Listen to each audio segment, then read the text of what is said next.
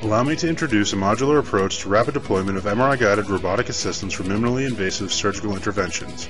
Let's begin by analyzing a currently utilized manual deep brain stimulation electrode placement procedure. The procedure begins when the patient arrives at the hospital for a pre-surgical MRI scan, whose images are assembled to create a three-dimensional model of the patient's internal anatomy, which is then used to create a surgical plan.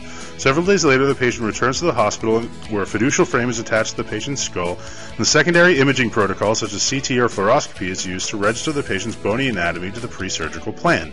Registrational information is then used to guide and target the surgical equipment during the procedure, after which a new set of MRI images should be used to confirm the correct electrode placement. However, this is not available due to the unavailability of MRI-compatible surgical equipment. Were MRI-compatible surgical equipment available, the entire secondary imaging procedure could be circumvented, closing the loop around diagnostic MRI and allowing the use of the same imaging modality to plan the surgery as to execute it. So why is creating MRI-guided equipment so difficult? The safety issues associated with using ferromagnetic material prohibits the use of most high-strength steels and high-performance servomotors and magnetically based actuator control systems.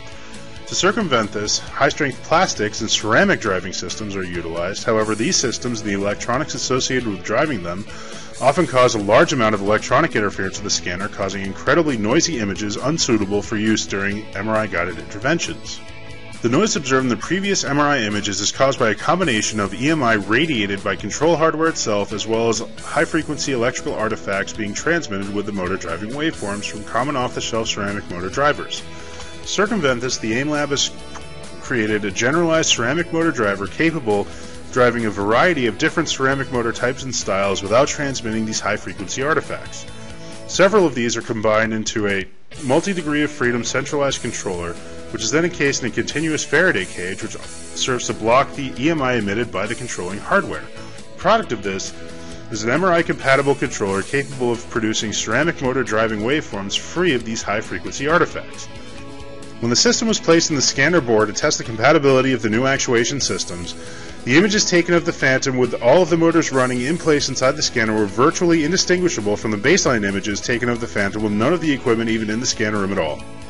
Currently, non-MRI compatible robotic systems are easily created by combining a variety of actuators with high-performance construction materials and off-the-shelf controllers to rapidly deploy a new robotic system.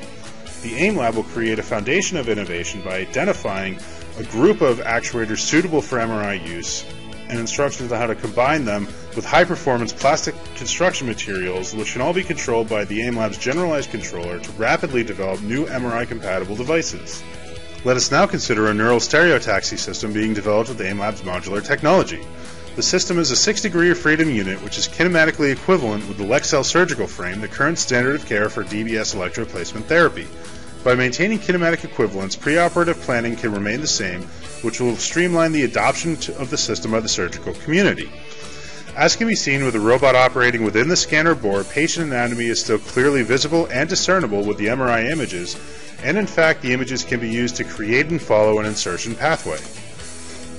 Currently, the AIM Lab is preparing for clinical trials and for a 510(k) application for one of their surgical systems. We would like to take this time to thank our collaborators and the CDMRP for partially funding this project, as well as you for your time and consideration.